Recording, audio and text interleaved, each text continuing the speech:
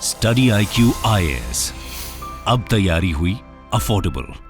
तो दोस्तों से लड़ाई हो गई, गर्लफ्रेंड से लड़ाई हो गई, बच्चों को स्कूल में गोली मार दी ठाए ठाए, ठीक है। बीवी से लड़ाई हो गई, ऑफिस जा रहे थे, ठीक है, मूड खराब हो गया, बॉस रोज चिल्लाता है, ठीक है। बीवी ने बोला दुकान से तुम सामान नहीं ला रहे हो, ठीक है। वहां पे किसी से लड़ाई हो गई, लो ठाए ठाए गोली चला दी, ठीक है। ऐसी सिचुएशन है, ठीक है। आप फ्रस्ट्रेटेड हो अपनी जिंदगी से, ठीक है, कुछ सही नहीं हो रहा है। बेस्ट सोल्यूशन क्या है? बंदूक निकालो, बिकॉज एक ऐसी ही बंदूक ही एक ऐसी चीज है जिससे आपको लगता है कि आपका पावर जो है बाकी लोगों पे है। तो आपने वॉलमार्ट में या बाकी सब जगह लोगों को मार दिया। बेसिकली हर चीज का इलाज एक गोली। हम लोग वैसे मेडिकल साइंस में गोली जरूर बात करते हैं गोली की, कि दवा जो हर चीज का मर्ज है दवा, लेकिन यहां है गोली, तो ये दूसरी गोली है। और ऐसा ही कुछ हो रहा है अमेरिका में। तो दी हाँ दोस्तों, मैं हूं दीपांशु सिंह, आपका एजुकेटर और दोस्त, और आज हम बात करने वाले हैं कि यूएसए में गन वायलेंस के बढ़ते हुए इंसिडेंट्स का कारण क्या है और ऐसा क्यों होता जा रहा है। अभी रिसेंटली वॉलमार्ट में शूटिंग हुई चीजपेक के पास, वहां पे कुछ लोगों की जान चली गई, और ऐसा आपको हर एक महीने में 2-3 न्यूज जरूर देखने को मिलेगी यूएस में। तो क्या कारण है कि अमेरिका से इतनी न्यूज आती है? गन वायलेंस मतलब लोग वहां पे ट्रिगर हैप्पी क्यों है इतना ज्यादा? तो रिसेंटली अभी कल की हम बात देखें तो एक सस्पेक्ट है जिसने 6 लोगों को मार दिया वॉलमार्ट स्टोर में वर्जीनिया में, जो चीजपेक करके जगह है, अगर आप देखेंगे towards the eastern side of Atlantic of America. So ये इधर वर्जीनिया में चीजपेक बे है, जहां पे ये एक सेंसलेस कावर्डली एक्ट जो है किया गया।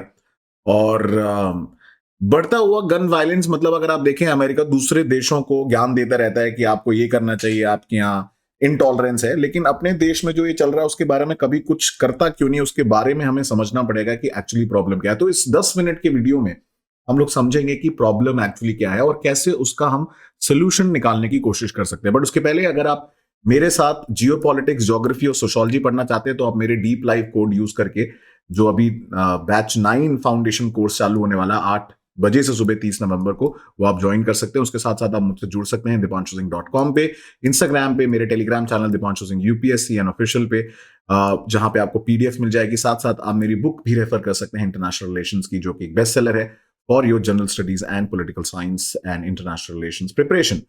तो देखिए, चीजपिक ये शूटिंग जो है ये सिर्फ एक लेटेस्ट वेव है ऑफ डेडली अटैक्स। ऐसे बहुत सारे हमले पहले भी होते रहे हैं, लेटेस्ट इंसिडेंट है। इसके पहले आप देखेंगे एक बहुत फेमस LGBTQ नाइट क्लब था कोलोराडो स्प्रिंग्स में, जहां पे 5 लोगों की मौत हो गई। ऐसा माना जा रहा था कि वो इंसान was against gay and bisexual, जो होमोसेक्सुअल्स है उनके खिलाफ एक धारणा है, आइडियोलॉजी है कुछ लोगों की जो नहीं सही लगती।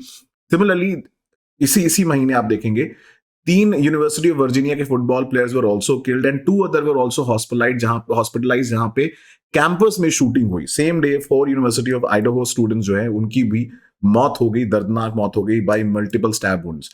तो अगर आप डेटाबेस रन करोगे ना अमेरिका का, अभी हम देखेंगे भी data, will talk about with data and facts.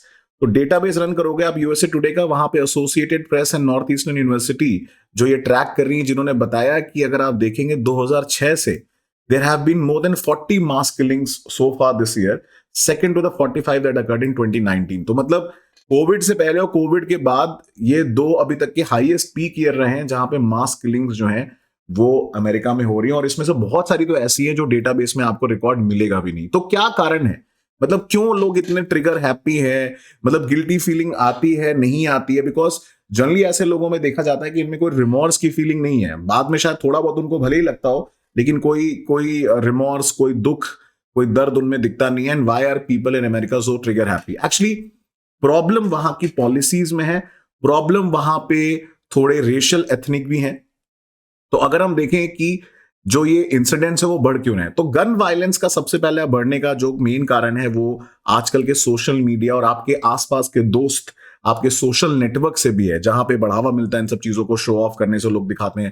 क्योंकि अमेरिका में गन लॉज थोड़े रिस्ट्रिक्टिव नहीं है, दे आर वेरी ओपन, और अलग अलग स्टेट में अलग अलग गन लॉज है जिनके बारे में हम बात करेंगे।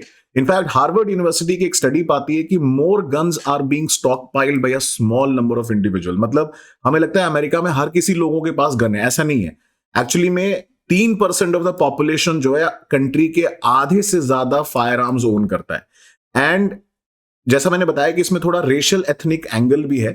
जो व्हाइट मैन है अमेरिका के, उनको लगता है कि जो बंदूक है उनके लिए, उनकी जिंदगी में उनके लिए मीनिंग और पर्पस लेके आती है, और शायद जब उनको इंफीरियरिटी कॉम्प्लेक्स होता है तो बंदूक को ही यूज करना चाहते हैं। जनरली आप देखेंगे ये जो शूटिंग इंसिडेंट होते हैं, generally they are not from the ethnic community of blacks. It is generally जो मेजर इंसिडेंट्स निकल के आए हैं, जो मेजर केसेस हैं, वो व्हाइट के ज्यादा हैं।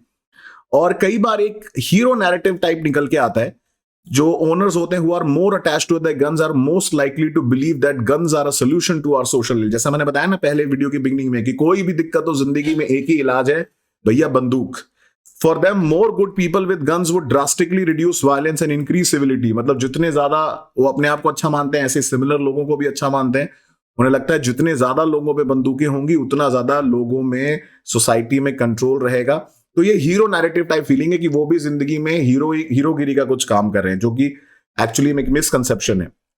सिमिलरली बहुत सारे कंजर्वेटिव्स हैं अमेरिका में, जिनको लगता है गन जो है उनके लिए एक फोर्स है for bringing order in this chaotic world. ये जो केओस फैला हुआ है दुनिया में अगल बगल, उन्हें लगता है कि अगर बंदूक रखेंगे, बंदूक की नली से सारे काम करना चाहते हैं। जैसे माओ जेडोंग भी बोलते थे, power flows through the barrel of the gun. तो वैसे ही कुछ फिलॉसफी में ये लोग भी बिलीव रखते हैं। तो अगर हम डेटा की बात करें, let's talk about statistics. So US का जो रेशियो है ऑफ 120.5 फायर आर्म्स पर 100 डजन, मतलब एक इंसान के पास एवरेज एक से ज्यादा बंदूकें हैं। And it has gone up only from 88 पर 100 इन 2011। और वर्ल्ड में अगर आप देखें कितने लोगों के पास सिविलियंस हैं जिनके पास गन ओनिंग कंट्रीज का अगर हम डेटा देखें, US has 120, Yemen 58, Serbia, Montenegro, Uruguay, Canada, Cyprus, Finland, Lebanon and Iceland. और अगर हम यूएस सीडीसी की बात करें, total of 45,222 people have died from gun related injuries of all causes during 2020। And उसमें अगर आप देखो डेटा भी कोविड के टाइम पे ढंग से अवेलेबल नहीं था, तो ये ऑफिशियल डेटा है। सिमिलरली अगर हम अमेरिकन की बात करें कि अमेरिकन का क्या विचार है, क्या लगता है उन्हें गन कंट्रोल के बारे में, तो percentage of people who said law should be made more strict, kept as of now और मेड लेस स्ट्रिक्ट। तो मोर स्ट्रिक्ट बोलने वाले सिर्फ 52% है, केप्ट एज ऑफ नाउ 35% है, लेस स्ट्रिक्ट करने वाले लोग जो है वो 11% है। तो मैं आपको बता देना चाहता हूं कि अभी के टाइम पे अमेरिका में जो गन रिलेटेड या फायर आर्म्स रिलेटेड लॉज जो है वो बहुत ही कम स्ट्रिक्टनेस के लेवल में आते हैं, और उसको अमेरिकन कहीं से भी कम नहीं होने देना चाहते। ठीक है, सो 11% सर्वेड ने बोला कि भाई इसको मेड लेस स्ट्रिक्ट बनाना चाहिए, और डेमोक्रेट्स इसको लेकर नियरली यूनानिमस हैं कि and they support for stricter gun laws. And only 24% Republican, on the other hand, agreed that with the same statement, and along with 45% of the independent voters. तो ये Gallup का data है अक्टूबर 2021 का, जो बहुत clearly बोलता है कि अमेरिकन फेवर में भी नहीं है स्ट्रिक्टर गन लॉज को लेके। और इनफैक्ट अगर आप देखेंगे, कंपैरिजन करेंगे, international comparison of gun related killing as a percentage of all man made killings, जिसको हम होमिसाइड बोलते हैं, 79% in US, 4% in UK, 37% in Canada and 13% in Australia. तो सबसे ज्यादा डेटा आप देखोगे, मैक्सिमम किलिंग जो फायर आर्म की होती है वो अमेरिका में होती है, और फिर भी वो दूसरी कंट्रीज में लोगों को ज्ञान देते रहते हैं। और भी इंटरेस्टिंग बात यह है कि इतनी इजीली वहां पे हैंडगन्स अवेलेबल है। 2020 में अगर आप देखेंगे, handguns were involved in 59% of the 13,000 plus deaths, gun murders या नॉन नेग्लिजेंट मैन स्लॉटर्स जो अमेरिका में हुए। राइफल्स जो हैं उनको भी कभी कभी अगर आप देखेंगे असॉल्ट वेपन्स की कैटेगरी में जब हम डालते हैं तो 3% थे, बट मेजरली शॉटगन जो थी 1% थी, बट मैक्सिमम जो यूजेज है वो स्मॉल फायर आर्म्स का ज्यादा है, because it is easier to carry. और अगर हम कंपैरिजन करें स्टेट वाइज, यूएसए में तो टेक्सास में तो आपको पता ही है कि टेक्सास का तो सबसे लीनियंट लॉ है विद रिस्पेक्ट टू गन्स। तो this is the average number of deaths, और आप डेटा देख सकते हैं बहुत क्लियर है। जहां पे लॉज थोड़े रिलैक्स्ड हैं वहां पे ऑब्वियसली लोग फ्रीली शूटिंग में बिलीव करते हैं। तो अब ये तो चली बात हो गई कि क्या हो रहा है, क्यों बढ़ रहा है, क्या कर सकते हैं, सोल्यूशन भी तो ढूंढना है। अब इसमें मेजरली जो प्रॉब्लम है वो साइकोलॉजिकल है, जिसको एड्रेस करना, साइकोलॉजिकल, सोशलॉजिकल, सोसाइटल इशू है, जिसको एड्रेस करना बहुत जरूरी है। और ये बच्चों में एक तो खासकर इंसिडेंट इंक्रीज होता हुआ बहुत ज्यादा दिख रहा है, with 7 children per day dying by firearm in 2021। उसमें हम क्या कर सकते हैं? We can have prevention efforts guided by research and developmental risk, जो रिड्यूस कर सकता है इस इंसिडेंट को। ठीक है, रिलेटिवली अगर आप देखेंगे जो सेवियर मेंटल इलनेस से ग्रसित हैं उनको इसके बारे में बताया जा सकता है। Similarly skill and knowledge of expert psychologist की जरूरत है कि वो ऐसे प्रोग्राम्स बनाए school, colleges, work places, prisons में, जहां लोग प्रोन है ऐसी चीजों को लेके। और ऑल्दो ये गारंटी नहीं है कि जो मेंटल इलनेस से सफर कर रहा है वही ऐसे काम करेगा, बट मेजॉरिटी ऑफ केसेस में देखा गया है कि वो लोग इसको लिए प्रोन ज्यादा हैं और जिनके पास सुसाइडल थॉट्स ज्यादा आते हैं, तो इनको ट्रीटमेंट के लिए और उनको गन वायलेंस से प्रिवेंट करने के लिए एक प्रॉपर प्रोग्राम बनाने की जरूरत है। और साथ साथ सबसे इंपॉर्टेंट देखो यार, एक ही चीज है कि आपको इसके लिए एक स्ट्रिक्टर लॉज बनाने पड़ेंगे। ठीक है, domestic violence offenders, persons convicted of violent misdemeanour crimes, individual with mental illness, ठीक है, जो हाई रिस्क ग्रुप्स है, ठीक है, उनके लिए अगर आप देखो एक यूनिफॉर्म लॉ नहीं ला सकते, बिकॉज एक डिबेटेबल इशू है, इस पे इलेक्शन जीते और हारे जाते हैं अमेरिका में। तो अगर आप इसकी बात कर रहे हैं तो हम एटलीस्ट ये कर सकते हैं कि अमेरिका ये कर सकता है कि वो क्या करे कि जो हाई प्रोन या हाई रिस्क ग्रुप है उनके ऊपर थोड़ा रिस्ट्रिक्शन लगा दे। तो ये कुछ चीजें हैं जो करी जा सकती हैं।